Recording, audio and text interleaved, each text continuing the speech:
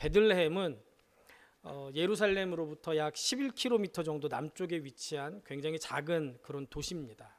지금 현재는 팔레스타인 지구에 속해 있기 때문에 도시 경계에 높은 장벽이 서 있고 장벽 사이에 검문소가 있어가지고 그 베들레헴을 들어가고 나갈 때 굉장히 철저하게 보안 검색을 합니다. 성지 순례를 가는 사람들도 똑같이 그렇게 보안 검색을 하기 때문에 지금은 이렇게 베들레헴에 가면 성지라는 그런 느낌보다는 현실적으로 여기가 지금 종교의 전쟁터구나라는 걸 많이 느낀다고 합니다. 유대인들에게 있어서 베들레헴은 굉장히 특별한 곳입니다. 예수 믿는 우리들에게도 예수님이 탄생하신 곳이기 때문에 1년에 최소 한 번은 베들레헴이라는 지명이 불려지죠. 굉장히 중요한 곳입니다. 왜 이렇게 베들레헴이 유대인들에게 중요하냐? 바벨론이 예루살렘 성을 함락시키고 예루살렘에 살고 있던 유대인들을 베들레헴에 있는 라헬의 무덤으로 다 집결시켰습니다. 왜 유대인들을 집결시켰냐? 바벨론의 이 포로 정책이 뭐였냐면 나라를 정복하면 그 나라에 있는 사람들을 자기들이 이 속국으로 삼은 각 나라들로 다 흩어버리는 거예요. 흩어버려야지 이 사람들이 독립운동하고 그럴 생각도 못하겠죠. 그러니까 막 포로로 잡아가는 거예요. 누구를 잡아가느냐?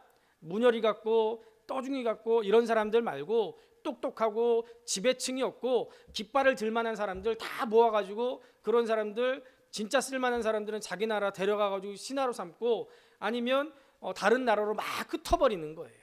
그래가지고 독립운동할 생각도 못하게 만드는 거예요. 그렇게 하기 위해서 이 베들레헴에 있는 라헬의 무덤으로 집결을 시켰습니다. 여러분들 한번 생각해 보세요. 지금 나라가 망해가지고 바벨론 포로로 끌려가는 그 행군을 바벨론 이 베들레헴에서부터 시작하는 거예요. 정말 치욕스럽고 정말 멀고 먼 언제 끝날지 모르는 언제 돌아올지 모르는 그런 길을 어디서부터 갔다고요? 베들레헴에서부터 가는 거예요. 그래서 이 사건을 두고 예레미야 선지자가 예레미야 31장 15절에서 이렇게 말씀합니다. 여호와께서 이와 같이 말씀하시니라. 라마에서 슬퍼하며 통곡하는 소리가 들리니 라헬이 그 자식 때문에 애곡하는 것이라. 그가 자식이 없어져서 위로받기를 거절하는도다. 야곱의 아내 라헬은 이스라엘 백성들의 실제적인 어머니였습니다. 왜요? 이스라엘 12지파가 누구에게서 나왔어요? 야곱에게서 나왔어요. 야곱에게 4명의 부인이 있었는데 그 중에 야곱이 스스로 생각할 때 이 사람이 내 진짜 부인이라고 생각했던 사람이 누구예요? 라헬이었습니다. 그러니까 라헬이 이스라엘 백성들의 어머니였어요. 사슬에 묶여가지고 나라가 망해서 포로로 끌려가는 그 자손들을 보면서 라헬이 통곡하고 있다라는 그런 말씀이에요. 라헬이 자손들의 불행을 보면서 얼마나 슬퍼하면서 우는지 위로받기조차 거절했다는 거예요. 여러분들 슬픔이 너무 크면 위로해줘도 그게 위로가 되던가요? 위로가 안 돼요. 어떤 경우에는 위로받기조차도 거절하는 것이 인지상정이에요. 지금 예레미야가 그 말씀을 하고 있는 거예요. 그런 슬픔의 장소였기 때문에 베들레헴이 특별했어요. 또 베들레헴이 특별한 이유는 베들레헴에서 또 하나 슬픈 사건이 일어났기 때문에 그래요. 그게 뭡니까? 헤롯 대왕의 유아 학살 사건이었어요. 로마 황실의 허락을 받아서 유다를 다스리고 있었던 헤롯 대왕은 장차 유대인의 왕이 될 사람이 태어났다는 얘기를 듣고 베들레헴과 그 가까운 지역에 사는 2살 이하의 남자아이들을 다 살해했습니다. 예수님 당시에 베들레헴의 인구가 얼마였는지 정확하게는 모르기 때문에 추측하기 어렵지만 지금처럼 많지는 않았을 거예요. 그래서 적어도 최소한 몇십 명의 남자아이들이 죽임을 당했을 거예요. 여러분들 한순간에 아들을 잃은 그 부모들의 통곡, 그 통곡으로 베들레헴이 또 한 번 진동을 했을 겁니다. 헤롯 대왕은 예수님께서 활동하실 때 갈릴리를 다스리고 있던 분봉왕 헤롯의 아버지입니다. 헤롯 대왕은 유대를 다스리긴 했지만 혈통적으로는 유대인이 아니라 에돔 사람이었습니다. 수요일마다 우리가 마태복음 강해를 하는데 한 3년 전에 마태복음 강의를 시작하면서 헤롯 대왕에 대해서 1시간 설교를 한 적이 있는데 그때 기억을 잘 생각해 보세요. 유대인이었어요. 유대인이 아니었습니다. 혈통을 중시했던 유대인들은 그래서 헤롯 대왕을 왕으로 인정하지 않았어요. 게다가 에돔은 유대에게 조공을 바치던 나라예요. 조공을 바치던 나라 사람이 어느 날 갑자기 로마를 등에 업고 내가 유대의 왕이야 하고 나타났으니까 유대 사람들 입장에서 보면 어땠겠어요? 나라를 팔아먹은 친일파가 득세하는 것보다 더 이를 갈면서 헤롯 대왕을 싫어했을 거예요. 그래서 헤롯 대왕이 유대인이 아니었다는 것이 굉장히 컴플렉스였어요. 그래서 37년을 왕으로 군림하면서 유대를 다스리는 헤롯 대왕에게 있어서 이것이 끊임없이 자기를 괴롭히는 문제였어요. 그래서 어떻게든지 이스라엘 사람들에게 인정받으려고 예루살렘 성전도 짓고요, 그리고 하스모니안 왕조에 공주하고 결혼도 하고, 나 유대인이야, 내 부인은 유대인이고 내 자식들 유대인이야, 나는 유대교 믿어, 하나님 믿어, 막 별짓을 다 했습니다. 그러나 유대인으로 인정받지 못했어요. 그래가지고 헤롯 대왕이 정치적으로 항상 불안했기 때문에 잔인할 수밖에 없었어요. 자기의 왕위를 지키기 위해서요. 자신의 권력을 유지하는 일이라면 무슨 일이든지 마다하지 않았습니다. 심지어는 자기 부인도 죽였어요. 왜요? 자긴 유대인이 아닌데 자기 부인은 유대인이잖아요. 그러니까 유대인들이 반란을 일으켜가지고 자기를 왕에서 쫓아내고 자기 아들하고 자기 부인을 지도자로 삼을까가 자기 부인을 죽였어요. 그리고 더 견디지 못해가지고요, 자기가 죽기 몇 해 전에 자기 큰아들, 자기가 죽으면 왕위를 이어받을 큰아들을 살해했어요. 자기 부인하고 자기 아들을 죽일 정도였으니까 조금만 마음에 안 들고 조금만 거슬리는 신하들은 어땠겠습니까? 축풍낙엽처럼 죽이고 싶은 사람은 막 죽였을 거예요. 우리나라 뭐 이방원이 뭐 누구를 죽이고 뭐 어쩌고 저쩌고, 그거는요 세 발의 피 정도일 정도로 굉장히 잔인한 사람이었어요. 게다가 로마 황실을 뒷배경으로 삼고 있었기 때문에 로마 황제에게 아부하고 로마의 권력을 모방하기 위해서 유대 땅에 로마식 도시를 막 건설했어요. 성경에 보면 가이사라 빌립보 이런 거는요 전부 다 로마 황제에게 아부하기 위해서 지은 그런 도시예요. 그리고 곳곳에 별장을 만들어 놨습니다. 별장으로 만든 왕궁을 보면 이 헤롯 대왕의 권력력이 얼마나 컸고 자기의 권력을 지키느라고 얼마나 불안에 떨었는지 우리가 미루어 짐작할 수가 있습니다. 유대 역사가인 요세푸스에 의하면 헤롯이 병으로 죽었는데 죽을 때 기가 막힌 얘기가 기록돼 있어요. 자기가 죽고 나서 아무도 헤롯 대왕의 죽음을 슬퍼하지 않을까봐 헤롯 대왕이 걱정이 됐대요. 그래가지고 어떻게 했냐면요, 유다 전역에서 존경받는 지도자들을 전부 다 예루살렘으로 불러 모으고요, 자식들에게 유언을 남겼는데요, 내가 죽는 순간 유대 땅에서 불러 모은 유대인들에게 존경받는 이 사람들 같이 죽여라. 왜요? 그 사람들 같이 죽으면 유대인들이 존경받는 사람들 죽어가지고 유대 땅 전체에서 곡하는 소리가 들릴 테니까 자기가 무덤에서 그 곡하는 소리를 들으면서 이게 내가 죽어가지고 슬퍼하는구나 하고 이렇게 스스로 위로받기 위해서 그런 말도 안 되는 유언을 남겼대요. 그런데 다행히도 그 자식들이 그 유언을 따르지 않았답니다. 자식들에게도 인정받지 못했던 왕이었어요. 이런 헤롯 대왕에게 어느 날 동방박사가 찾아옵니다. 그리고 기가 막힌 얘기를 해요. 헤롯 대왕에게 눈치도 없이 찾아와가지고 유대인의 왕이 되실 아기가 태어났는데 그 아기가 어디 있습니까? 이렇게 물어보니 헤롯 대왕이 기절 초풍할 노릇이죠. 3절에 보니까 헤롯 왕이 이 말을 듣고 당황했습니다. 그는 헤롯 왕은 내노라는 율법 교사들 다 모아놓고 문의했고 동방 박사들을 베들레헴으로 보내면서 뭐라고 얘기해요? 가서 그 아기를 샅샅이 찾아보고 찾거든 돌아가면서 나한테도 좀 알려주시오. 나도 가서 그분에게 경배하려고 합니다. 그렇게 얘기해요. 그러나 헤롯 왕의 속셈은 다른 데 있었습니다. 베들레헴에서 아기 예수를 만나 경배한 이후에 동방 박사들이 천사의 지시를 받아서 헤롯 대왕을 만나지 않고 집으로 돌아갑니다. 그러니까 헤롯 대왕이 베들레헴만이 아니라 그 주변 동네까지, 그리고 새로 태어난 아이로부터 2살까지 모든 남자아이들을 살해하라라는 명령을 내립니다. 오늘 본문을 보면서 하나님을 탓하는 사람들도 있습니다. 아니, 왜 예수님이 이 땅에 태어나서 죄 없는 어린아이들을 희생되게 했습니까? 왜 하나님은 그 많은 아이들이 희생되도록 내버려 두셨습니까? 이렇게 아기 예수님이 이 땅에 오신 것을 탓하는 그런 사람들도 있더라고요. 그럴듯한 질문처럼 보이기도 합니다. 그러나 알고 보면 질문의 방향이 뒤집혔어요. 여러분들 이 유아학살의 책임이 누구에게 있어요? 하나님께 있는 것이 아니라 헤롯 대왕에게 있습니다. 우리는 이 사건을 통해서 한 인간의 탐욕이 얼마나 큰 재앙을 불러올 수 있는지 깨달아야 돼요. 그러나 오늘 우리가 읽은 말씀은 그것이 전부가 아니다.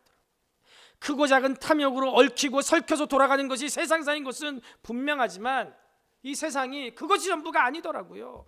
그렇게 얽히고 설켜서 아무 방향도 없고 아무 원리도 없이 그저 힘 있는 사람의 농단에 의해서 그렇게 마음대로 돌아가는 것 같아 보이지만, 악인이 득세하는 것처럼 보이지만, 우리 눈에 보이는 세상 그 배후에 보이지 않는 거대한 손이 움직이고 있는 줄로 믿습니다. 성경은 바로 그 진실을 끊임없이 우리에게 전해주는 거예요. 오늘 말씀만 봐도 그래요. 역사를 만들어가는 사람은 헤롯 대왕처럼 보입니다. 그러나 헤롯 대왕을 그 탐욕에 내버려 두면서도 역사의 방향을 이끌어 가시는 분은 누구예요? 하나님이신 줄로 믿습니다. 오늘 말씀에도 보면 헤롯 대왕이 선택하고 헤롯 대왕이 결정하는 대로 일이 진행되는 것 같지만, 중대한 지점에서는 항상 일이 하나님의 뜻대로 되집니다. 항상 일이 중대한 지점에는 사람의 뜻대로 되지 않고 일이 틀어져 버리더라고요. 어디로요? 하나님의 뜻대로 방향이 바뀌는 거예요. 바뀌는 거예요. 제가 요즘 넷플릭스에서 그 칼라로 보는 2차 대전이라는 2차 대전의 10대 10가지 중요한 사건을 다큐멘터리로 만든 걸 시간 날 때마다 보고 있는데요. 그걸 보면서요, 정말 놀랍더라고요. 정말 놀랍더라고요. 정말 하나님께서 중요한 순간에, 결정적인 순간에 개입하셨구나. 역사마다. 미드웨이 해전을 보면은요, 기가 막히더라고요. 미국이 이길 수 없는 상황이었어요. 그런데 그 미드웨이 해전에서 하나님께서 기적적으로 일본 항공모함을 발견하게 했어요. 그때는 레이더나 이런 게 없어가지고요, 미군의 비행기가 일본 항공모함을 격추시키러 갔는데요, 엉뚱한 데로 갔더라고요. 엉뚱한 데로 갔대요. 그래가지고 엉뚱한 데로 가가지고 다시 돌아와서 기름을 주의하고 다시 가면은요, 미군이 시간이 없어서 일본 항공모함한테 깨질 수밖에 없었어요. 그때는 일본 항공모함이 미국보다 훨씬 더 강했대요. 그런데 하나님께서 기적적으로 발견하게 하신 거예요. 그것도 무지개를 보여주셔가지고. 희한하더라고요. 역사적으로 보면은요, 그런 일들이 너무너무 많아요. 역사적으로 하나님께서 결정적인 순간마다 하나님의 뜻을 이루어 가시더라고요. 그것은 역사뿐만 아니라 교회에도 그렇고, 한 개인의 역사에도 그렇고, 우리 가정의 역사에도 반드시 하나님의 뜻이 이루어질 줄로 믿습니다. 왕으로 태어난 아기를 살해하려고 동방 박사들에게 거짓말을 했지만, 동방 박사들이 하나님의 지시를 받고 헤롯 왕을 피해서 귀국해 버렸습니다. 뒤늦게 이 사실을 알아차린 헤롯 대왕이 잔인한 유아 살해를 통해서 불행의 씨앗을 철저하게 제거하려고 하지만, 예수님은 이미 이집트로 피신한 후의 일이었습니다. 그리고 헤롯 대왕은 얼마 지나지 않아서 중병에 걸려서 죽게 됩니다. 여러분, 우리가 성탄을 축하한다는 것은 다른 게 아니에요. 역사의 주인이 헤롯 대왕이 아니라 하나님이시라는 거. 역사를 만들어가는 것은 힘을 가진, 권력을 가진 사람이 아니라 하나님의 뜻을 살피고 하나님의 뜻에 순종하는 믿음의 사람이라는 거. 그래서 지금의 현실은 힘을 가진 사람들이 만들어가는 것 같아 보이지만, 그래서 나는 힘도 없고 연약해서 힘들고 어렵지만 결국은 하나님의 뜻대로 만들어져가고 하나님의 뜻대로 이루어진다는 이 진실을 믿는 거, 그것이 바로 성탄을 축하하고 예수님을 믿는 사람들의 삶인 줄로 믿습니다. 그리고 실제로 그렇게 믿고 실제로 그렇게 살아가는 거, 이게 진짜 믿음인 줄로 믿습니다. 이 믿음이 분명하다면 우리는 여전히 악인들이 득세하고 여전히 세상이 사탄의 뜻대로 돼가는 것 같은 그런 상황에서도 절대로 믿음을 잃을 수가 없습니다. 예수 그리스도를 믿는다는 것은 자기의 탐욕을 부정하고 하나님의 뜻을 살피고 하나님의 뜻에 순종하는 삶을 산다는 얘기입니다. 재력을 가진 사람이나 권력을 가진 사람이 자기의 탐욕이 아니라 하나님의 뜻을 위해서 그 재력과 권력을 사용한다면 정말 놀라운 일이 일어납니다. 그러나 그런 힘이 없어도 상관없습니다. 하나님께서는 약한 자를 들어서 강한 자를 부끄럽게 하시는 분인 줄로 믿습니다. 가진 것이 하나 없어도 하나님의 뜻을 따르는 편을 우리가 선택할 때 하나님께서는 그런 나를 통해서, 그런 우리 가정을 통해서, 그런 우리 교회를 통해서, 이 민족을 통해서 큰 일을 이루실 줄로 믿습니다.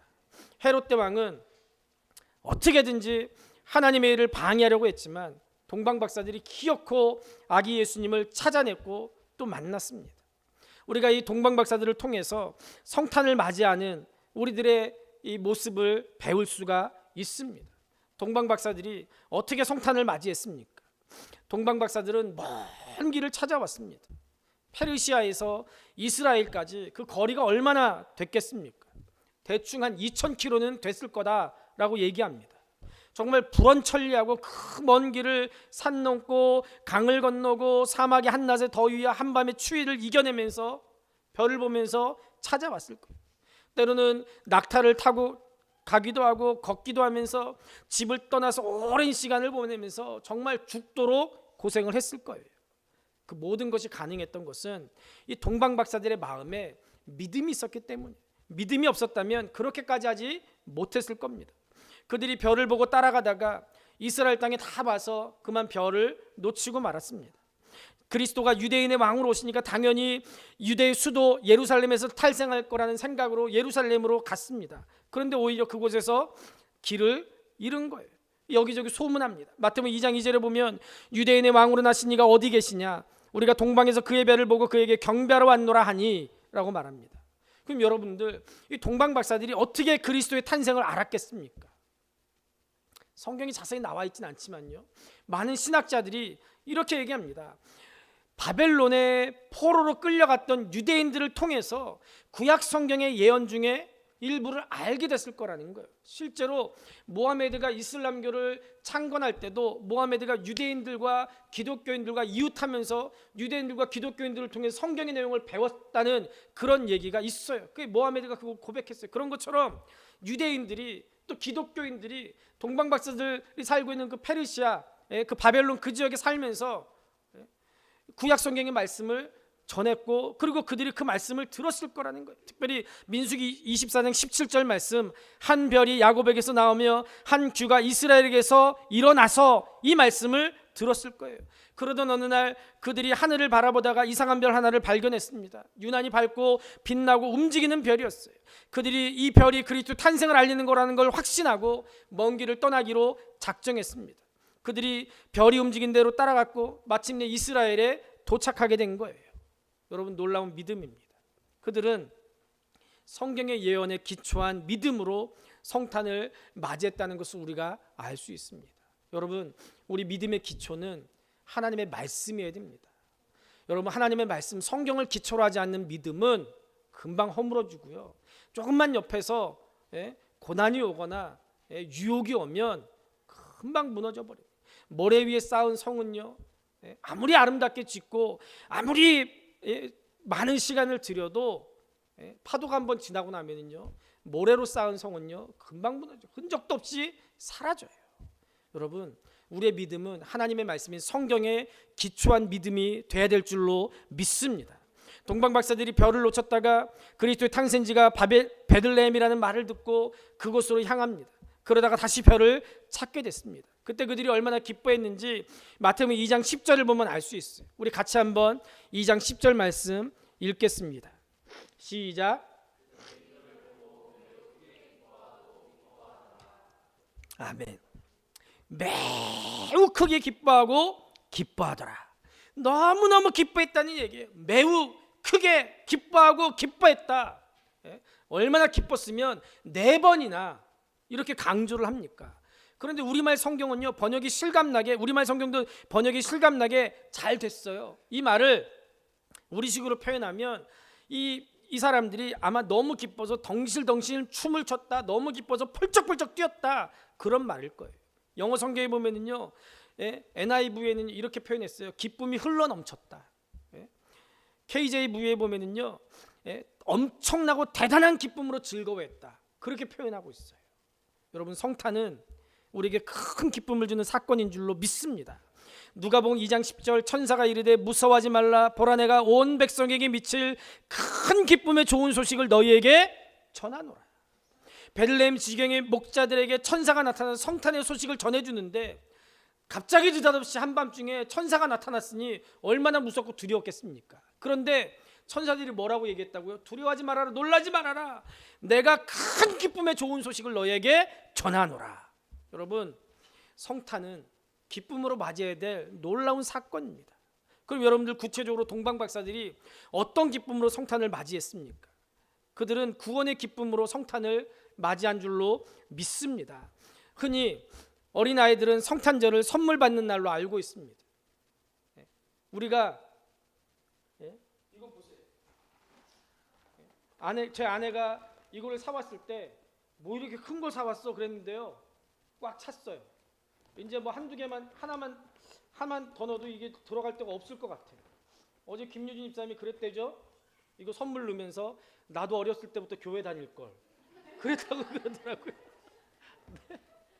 저도 오늘 아침에 이걸 한번 이렇게 들여다보니까요, 뭐 별의별 게 다 있어요. 뭐 과자도 있고 뭐 다른 것도 있고 뭐 지온이 걸 보니까요, 여러분 지온이 건 또 다 또 다르게 지온에 맞는 선물을 하셨더라고요. 그래서 제가 제 아내한테 그랬어요. 나도 어렸을 때 노원 성직교회 다닐 것이.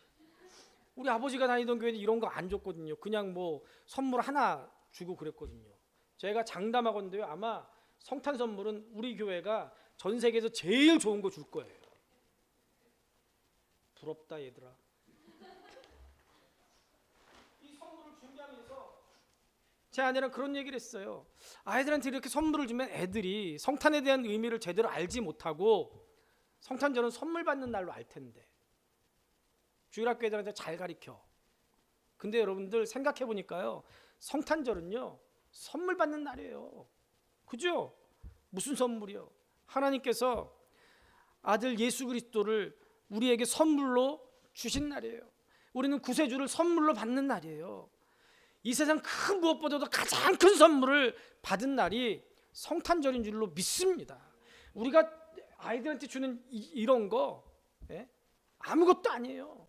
청소년부 애들이 저한테 툴툴거리면서 그러더라고요. 청소년부는 안 주고 주일학교만 준다고. 그래서 그랬죠. 니네는 송구영신 예배하면서 받잖아. 그랬죠. 작년에 보니까 송구영신 예배하면서 하고 나서 송 목사님한테 물어봤더니 청소년부 한 1년 예산의 반은 선물로 받았더라고요. 그게 훨씬 낫죠. 아닌가요? 난 현금이 더 좋던데.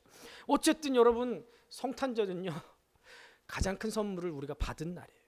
예수님이 요한복음 3장 16절에서 뭐라고 말씀하셨어요? 하나님이 세상을 이처럼 사랑하사 독생자를 주셨으니, 독생자를 선물로 우리에게 주셨어요. 예수님 자신이 선물이라는 거예요. 예수님을 믿는 믿음으로 영생을 얻는 거, 그것이 주님이 우리에게 주신 가장 큰 선물인 줄로 믿습니다. 사도 바울은 로마서 6장 23절에서 죄의 싹은 사망이요 하나님의 은사가 기프트 오브 갓이라고 말씀하고 있어요. 은사는 그리스도 예수 우리 주 안에 있는 영생이니라. 하나님의 은사가 뭐라고요? 하나님의 선물이라는 뜻이에요. 예수님 때문에 죄와 사망에서 구원받고 우리가 영생을 얻게 됐습니다. 그것보다 더 큰 선물이 어디 있습니까? 예수님께서 인간으로 오신 목적은 내 죄를 대신 지시고 십자가에서 대속물이 되기 위함이었어요. 인간의 죄를 대속하려면 인간과 똑같아져야 됐습니다. 그러면서도 죄는 없어야 됐어요. 그래서 남자와 여자 사이에서 탄생하지 않고 오직 동정녀의 몸을 빌어서 성령으로 잉태되셨습니다. 그렇기 때문에 성탄절은 십자가와 연결되어 있는 거예요. 성탄 없이는 십자가의 대속이 불가능합니다. 십자가 없는 성탄은 무의미합니다. 인간이 죄와 사망에서 구원받는 기쁨이 얼마나 큰지 그것은 예수 믿고 구원받은 사람만 알 수 있는 거예요. 세상에서 그 어떤 것을 성취하고 소유하는 것보다, 그 어떤 것을 경험하는 것보다 예수님을 소유한 거, 구원을 얻은 거, 그것이 더 큰 기쁨인 줄로 믿습니다. 요한복음 4장을 보면 사마리아 여인이 예수님을 만남으로 구원받는 사건이 기록되어 있어요. 이 여인은 정말 불쌍한 여인입니다. 남편을 5번이나 바꿨어요. 지금 살고 있는 남편도 혼인신고도 하지 않고 동거하는 그런 남자입니다. 그러니 속이 아마 썩어 문드러졌을 겁니다. 이 지금 살고 있는 남편에게도 언제 버림받을지 모르는 그런 가련한 여자였어요. 동네 사람들이 그 여자가 지나갈 때마다 저 여자 남편 5명이나 바꾼 여자, 음란한 여자, 부정한 여자. 그 동네 사람들이 시선이 부담스러워서 사람들이 나다니지 않는 한낮에 혼자 물을 기르려고 우물가에 나타났어요. 스스로 왕따 당하면서 살았던 거예요. 그런데 거기서 예수님을 만났습니다. 처음에는 예수님이 그녀에게 물을 달라고 청하면서 대화가 시작됩니다. 그러다가 예수님이 자신이 누구인지 알면 오히려 내게 선물 달라고 할 걸 그렇게 말씀합니다. 그 선물은 다른 게 아니라 예수님을 통해서 부어주시는 마르지 않는 영원한 생수, 영생입니다. 요한복음 4장 13절 14절에 예수께서 대답하여 이르시되 이 물을 마시는 자마다 다시 목마르려니와 내가 주는 물을 마시는 자는 영원히 목마르지 아니하리니 내가 주는 물은 그 속에서 영생하도록 솟아나는 샘물이 되리라. 영생의 기쁨은 솟아나는 샘물처럼 계속 영혼에서 흐르고 넘치는 줄로 믿습니다. 이 사마리아 여인이 예수님을 통해서 구원을 경험하고 너무 기뻐서 물동이를 버려두고 동네로 들어가 사람들에게 외칩니다. 사람들이 시선을 피해 다녔는데 너무 기뻐서 자기가 지금 우물가에 물 길러 왔는데 그 물동이 버려두고 동네 사람들 집집마다 쫓아다니면서 내가 그리스도를 만났다, 너희들도 빨리 와서 나같이 예수님 믿고 나같이 구원받자, 집집마다 다니고, 그래서 그 여인을 통해서 그 성에 구원의 기쁨이 넘쳤다는 거예요. 유대인 중에 예수 믿는 사람들에 대해서 만든 그 다큐를 보면은요, 전에 말씀드린 것 같은데요, 마지막에 자막이 올라가면서 유대인들 중에 예수 만난 사람들의 간증이 나와요. 한 여인이 나왔는데요, 그 여인이 메시아가 누군가 고민하다가 신약 성경을 읽고 그날 밤에 잠을 자는데 신약 성경에 이 복음서를 읽는 중에 예수님께서 메시아라는 걸 깨달았어요. 이 여인이요, 아침에 일어나자마자 제일 먼저 한 일이 뭔지 아세요? 그 여인의 고백에 의하면은요, 자기가 그 밤새 예수님이 정말로 메시아라는 거, 자기들이 기다렸던 그리스도라는 걸 안 그날 아침에 일어나자마자 전화번호를 가지고 와서 자기가 알고 있는 모든 사람들에게 전화를 돌렸대요. 예수가 메시아다, 예수가 메시아다, 내가 그분을 만났다, 너희들도 나와 같이 예수 믿자. 얼마나 기뻤으면, 얼마나 감사했으면 체면 읽어보고 다 내려놓고 그랬겠습니까? 이게 바로 구원의 기쁨이에요. 이 기쁨은 성탄으로부터 시작된 기쁨인 줄로 믿습니다. 구원의 기쁨은 지상 최고의 기쁨입니다. 지상에서 미리 맛보는 천국의 기쁨인 줄로 믿습니다. 이런 사실을 너무나 잘 알기 때문에 사탄은 교묘하게 성탄절에서 예수 그리스도를 제거하려고 기를 씁니다. 매년 연말이 되면 미국이나 캐나다 같은 유럽 이런 나라에서는요, 메리 크리스마스 이거 하지 말자고 크리스마스 인사말 논쟁이 치열합니다. 우리나라도 거기에 영향을 받아서 시내 나가보면 메리 크리스마스 많이 없어졌어요. 해피 홀리데이라고 백화점이 이런 데 다 그렇게 써붙였더라고요. 전통적으로 메리 크리스마스 했는데 이제는 정치적인 올바름 그거 안 된다는 거예요. 특정 종교의 교주를 거명하면 타 종교인들에게 상처가 된다는 게, 그래서 메리 크리스마스 하지 말고 해피 홀리데이 그렇게 바꿔서 얘기하자는 거예요. 메리 크리스마스 그게 아니라 뭐라고요? 행복한 휴일 그러자는 거예요. 근데 여러분들 왜 정치적인 올바름이라면 석탄이라도 그래야죠. 석가탄신이라도 행복한 5월의 휴일 이렇게 얘기해야죠. 그런데 석탄일은 뭐라고 그래요? 그냥 석가탄신이라고 그러잖아요. 아니, 아예 그런 논쟁 자체도 없잖아요. 그러면 다른 종교에도 다 똑같은 기준을 제시해야죠. 모슬렘들 왜 자기 모슬렘이라는 거 나타내도록 머리에 두건 뒤집어 쓰고 다니는 거, 그거는 왜 허용하면서 메리 크리스마스 그것도 못하게 하는 거예요. 그런데 여러분들, 정치인들과 운동가들이 주장하는 이런 정치적인 올바름, 이게 국민 정서와는 너무나 동떨어져 있다는 거 우리가 지난 미국 대선에서 봤어요. 오바마 대통령이 해피 할로데이 한 것에 불만을 가진 유권자들이 트럼프가 나는 대통령 되면 메리 크리스마스라고 하겠습니다, 트럼프를 찍어줬어요. 여러분, 이런 현상들을 볼 때요, 우리 주님께서 다시 오실 때가 점점 가까워오고 있다는 거 우리가 깨달을 수 있습니다. 사탄은 어떻게 해서든지 그리스도를, 예수님을 지워버리려고 하는 거예요.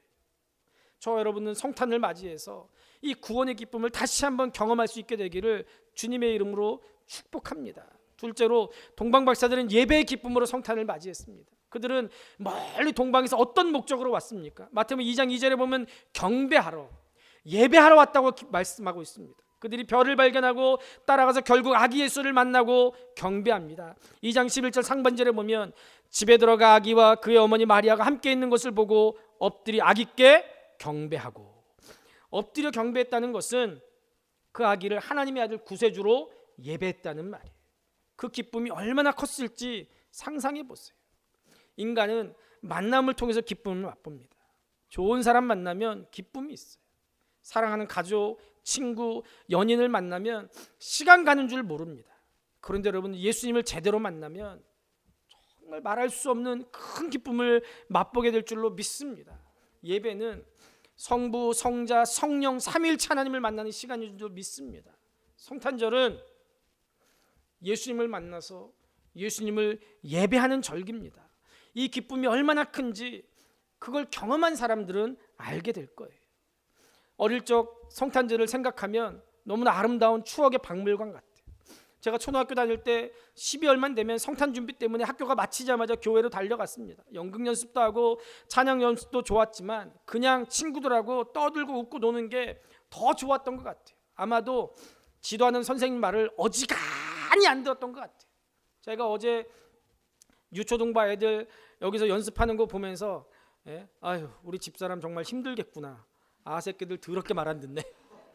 줄 한 번 세우는데도 한참 걸리는 거예요. 한참 걸리는 거예요. 여기 가서 저기 가서 뛰고 그러다가 그래도 자 모여서 한 번 더 해보자 하면은 막 여기저기 흩어졌다가 샥 모이더라고요. 그리고 음악이 딱 끝나고 한 번 끝나면 어떻게 그렇게 애들이 또 기가 막히게 또 지들끼리 지들 할 거 다 막 하는지, 연습 끝나고 새벽에 이 강대상에 위에 올라왔더니 별의별 게 막 다 이렇게 놓여져 있더라고요. 누굴 탓하겠어요? 제가 그랬는데.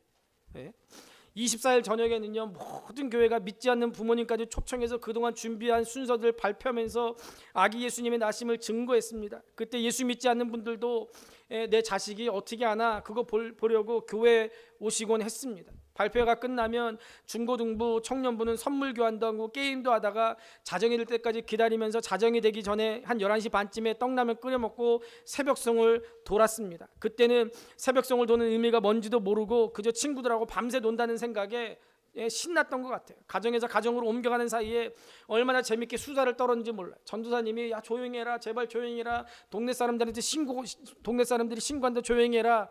그래도 전도사님 말이 들리나요? 우리는 놀러 나왔는데. 그러다가 막 떠들다가 교인집에 도착하면 언제 떠들었냐는 듯이 또 금방 거룩한 척, 또 얼마나 또 찬송을 거룩하게 드렸는지, 얼마나 가식적이었는지.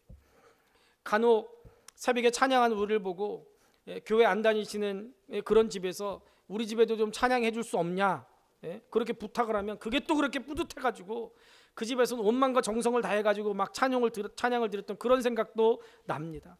새벽송을 맞는 집집마다 그냥 보내지 않고 큼지막한 선물 보따리를 주셨습니다. 그러면 꼭 산타크로스 옷을 입은 형이, 등치 제일 좋은 형이 보따리를 들고 다니다가 그거 보따리에 선물 주면 그거 다 넣어가지고 와가지고 새벽에 와서 교회 와가지고 선물을 풀러서 같이 먹고 밤새 놀다가 아침쯤에 이제 예배 드려야 된다고 집에 가서 씻고 성탄 예배 드리러 간다고 가는데 몇몇은 가가지고 자느라고 정작 성탄 예배 못 오기도 하고 겨우겨우 성탄 예배 와도 어떻게 해요? 우리 다하미처럼 꾸벅꾸벅 졸기도 하고, 그래도 기쁘고 즐겁고 재밌었죠. 그 성탄절을 생각하면 너무너무 기쁘고 감사한 추억들로 가득합니다. 여러분, 성탄절을 영어로 크리스마스라고 하는데요, 그 단어의 뜻이 뭐예요? 크라이스트, 그리스도와 마스, 예배의 합성어예요. 성탄절은 뭐라고요? 예수 그리스도께 예배하는 날이 성탄절이에요. 성탄절을 가장 잘 보내는 것은 성탄절 예배에 참석하는 거예요. 그때 큰 기쁨을 경험할 수 있을 줄로 믿습니다. 이번 성탄절에도 아기 예수님을 만나는 큰 기쁨을 경험하는 저와 여러분들 될 수 있기를 주님의 이름으로 축복합니다. 셋째로, 동방박사들은 헌신의 기쁨으로 성탄을 맞이했습니다. 그들이 멀리서부터 아기 예수님께 드릴 예물을 가지고 왔어요. 멀리서부터 온 것부터가 큰 헌신이었습니다. 마땅한 교통편도 없던 그 시절에 그렇게 먼 거리를 찾아온 거 보통 일이었겠습니까? 게다가 값진 예물까지 드렸어요. 2장 11절 하반절에 보면 보배압을 열어 황금과 유향과 모략을 예물로 드리니라. 세 가지 예물을 드렸는데 각각의 의미가 있습니다. 일종의 신앙 고백이에요. 우리가 드리는 헌금이나 봉사 헌신 모두 다 신앙 고백인 줄로 믿습니다. 헌금은 고가품이에요. 왕에게 드리는 예물로 예수님을 왕 중에 왕으로 고백하며 드린 겁니다. 유향은 제사할 때 드리는 향으로 예수님을 하나님으로 고백하면서 드린 겁니다. 몰약은 시신의 방부제였어요. 예수님이 대속의 십자가를 지셔서 무덤에 들어가셨다가 부활하실 것을 예표하는 예물이었습니다. 그러니까 이 동방 박사들은 예수님을 구원자로 믿고 드린 겁니다. 그들은 이 예물을 드리면서 큰 기쁨을 맛봤어요. 헌신의 기쁨입니다. 여러분, 우리가 구원의 기쁨과 예배의 기쁨을 맛보면 저절로 감사하게 되고, 감사하면 저절로 헌신하게 됩니다. 시편 기자가 시편 116편 12절에서 내게 주신 모든 은혜를 내가 여호와께 무엇으로 보답할까? 주님이 내게 주신 은혜를 내가 기억한다면 주님께 내 모든 것을 드려도 아깝지 않은 거예요. 우리가 찬양한 것처럼 어린 양 찬양하리 내 평생 그 하나로 충분해. 예수님만 있으면 충분하기 때문에, 예수님으로 만족하기 때문에 내 모든 거 다 주님 앞에 드리는 거예요. 심지어 사도 바울은 고난조차도 스스로 선택하면서 기뻐합니다. 바울을 보세요. 가는 데마다 핍박이 있었지만, 로마로 가면 자기가 죽을 거 알았지만 주님을 위한 것이기 때문에, 그의 몸인 주님의 몸인 교회를 위한 것이기 때문에 기뻐함으로 스스로 고난을 선택하고 스스로 로마로 죽으러 갑니다.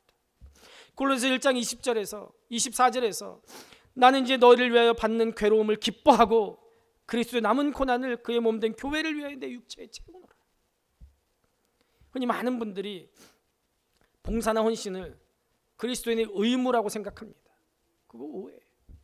봉사나 헌신은 그리스도인의 특권입니다. 우리가 속해 있는 대한예수교 장로회 총회 헌법을 보면 헌법적 규칙 제3조 교인의 권리 사항에 봉사의 특권에 대해서 이렇게 명시되어 있어요. 교인은 그리스도의 몸된 교회를 위하여 분량에 따라 일할 특권이 있다. 특권이에요. 다음 주에 교회 일꾼들을 임명할 겁니다. 여러분, 주님께서 내게 주신 그 직분이 무엇이든지 간에 기쁨으로 감당하세요. 그것은 하나님께 내게 주신 특권인 줄로 믿습니다. 내가 그 일을 감당하면 당연한 일인데도 불구하고 하나님께 내게 복과 은혜를 주실 줄로 믿습니다. 교회에서 봉사하는 일 세상적으로 보면 하찮을 수도 있어요. 그러나 하나님의 영광을 위한 것이고 그리스도의 몸인 교회를 위한 것이기 때문에 감사와 기쁨으로 감당하는 거예요. 나는 부족하고 나는 연약하고 나는 약하지만 그래도 주님이 이 연약한 내게 직분을 맡겨주셨다면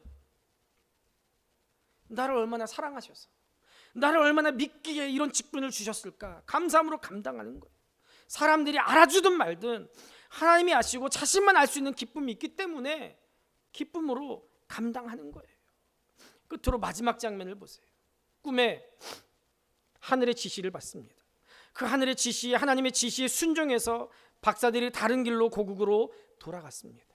이 말은 헤롯의 흉계에 빠져들지 않고 하나님의 지시대로 순종해서 귀국했다는 뜻입니다. 그러나 여러분들, 다른 길로 고국에 돌아가니라, 이 표현 속에서 우리는 성도의 모습을 발견해야 돼요. 합당한 예배를 드린 자들은 예배하기 전의 삶과 후가 달라져야 될 줄로 믿습니다. 익히 알건 옛 관습대로 계속 살아서는 안 돼요. 처신이 달라져야 돼요.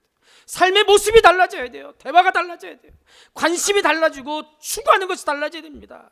삶의 모든 면에서 새로운 순종의 삶이 우리에게 필요합니다. 하나님께 드리는 예배는 우리의 삶을 변화시킵니다. 하나님의 말씀만이 새로운 법이고 규율이 되는 거예요. 그렇기 때문에 지시하심을 받고 다른 길을 통해 고국에 돌아가는 동방 박사들의 모습을 통해서 우리의 삶을 돌아봐야 됩니다. 여러분들 언제 예수님을 알게 됐습니까?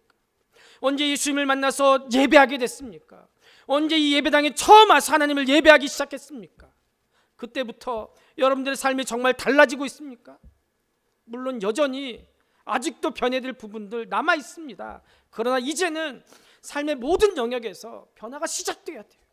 아니, 여러분들의 중심에서부터 놀라운 변화가 일어나야 될 줄로 믿습니다. 이제는 하나님을 찾지 않고 내 길을 걷기 좋아하던 마음에 이제는 하나님이 주인이 아니라 내가 주인이었던 그런 마음이 하나님을 주인으로, 하나님을 왕으로 모시는 그런 변화가 일어나야 될 줄로 믿습니다. 이제 눈 뜨면 하나님을 찾고 하루 일을 계획하면서 하나님의 인도를 구하는 기도로 시작하십시오. 이제 하루를 살면서 때마다 일마다 주님께서 은혜 베푸시기를 바라보면서 기대하십시오. 이제는 하루를 마무리하면서 하나님께서 오늘 하루도 내게 주신 그 은혜를 기억하면서 감사의 고백을 드려보세요. 그런 성도는 때마다 일마다 하나님의 인도를 구하고 때마다 일마다 하나님께 물으면서 발걸음을 옮기게 됩니다. 잠자리에 들어가면서 하루를 돌아보고 주님의 인도를 감사하고 혹시라도 자기 길을 걸었다면 뉘우치고 새날을 새롭게 살 것을 다짐합니다.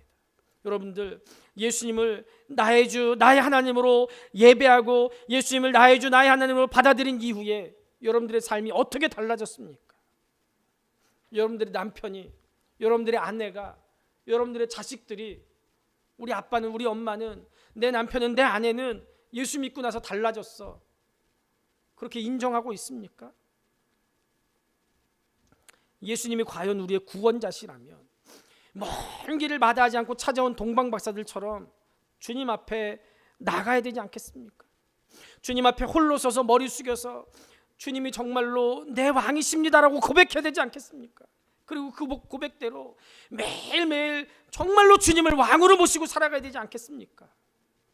이번 성탄절에 그런 믿음의 도약이, 믿음의 성장이, 믿음의 성숙이 우리 가운데 일어나기를 축복합니다. 예수 그리스도를 믿는다는 것은 역사의 주인은 하나님이시라는 것을 믿는 거예요. 지금 눈에 보이는 것이 전부가 아니라는 것을 아는 겁니다. 힘을 가진 사람들의 그런 악한 의도가 역사를 만들어가는 것이 아니라 하나님을 믿고 하나님을 의지하고 하나님의 뜻을 따라 살아가는 믿음의 사람들이 역사를 만들어가는 것을 믿는 거예요. 대형 교회도 큰 일들을 감당하지만 우리같이 작은 교회도 하나님의 손에 붙잡히면 주의 일을 감당할 수 있다는 것을 믿는 겁니다. 우리 교회가 올해 지난 금요일 날 저 뒤에 있던 쌀 20포대 나눠줬어요. 16포대는 동사무소에 갖다 줬어요. 그랬더니 동장이 나와가지고요, 목사님 차 한 잔 드시고 가세요. 제가 갑자기 귀빈이 됐어요. 면도도 안 하고 잠바 입고 갔는데 차 드시고 가요. 동장방에 들어갔었어요. 그러면서 하는 얘기가, 동작구라네. 동작구는 전에 살던 동네죠. 노원구. 제가 이래봬도 동작구에 그 뭐 사회복지위원인가 뭐 그런 위원이었거든요. 왜요? 교회가 제일 많이 하거든요. 우리 노원 뭐 여기 중계본동 동장도 그 얘기 하더라고. 교회가 제일 많이 돕는다는 거예요. 뭐 쓰라고 해서 쓰고 왔어요. 16포 갖다 줬어요. 아유, 16포밖에 안 돼서 부끄러운데 그랬더니 아니라고 그러더라고요. 2포는 이 근처 경로당에 어르신들 점심 식사하실 때 드시라고 2포 갖다 드렸어요. 2포는 여주 금양전원교회 목사님께 전화했더니 목사님이 보내달라고 해서 보내주기로 했어요. 내년에는 더 많이 나눌 수 있기를 여러분들 기도해 주세요. 더 많이 나눌 수 있기를. 우리 같이 작은 교회도 믿음으로 하니까 나누게 되더라고요. 그것도 우리 돈 한 푼 안 드리고. 이게 얼마나 놀라운 기적입니까? 여러분, 우리 모두가 예수 그리스도 앞에서 진실하게 머리 숙이고 그분을 왕으로 고백하고 또 그렇게 매일 살아감으로 우리의 욕심이 아니라 하나님의 뜻이 이루어지게 되기를 우리 주님의 이름으로 축복합니다.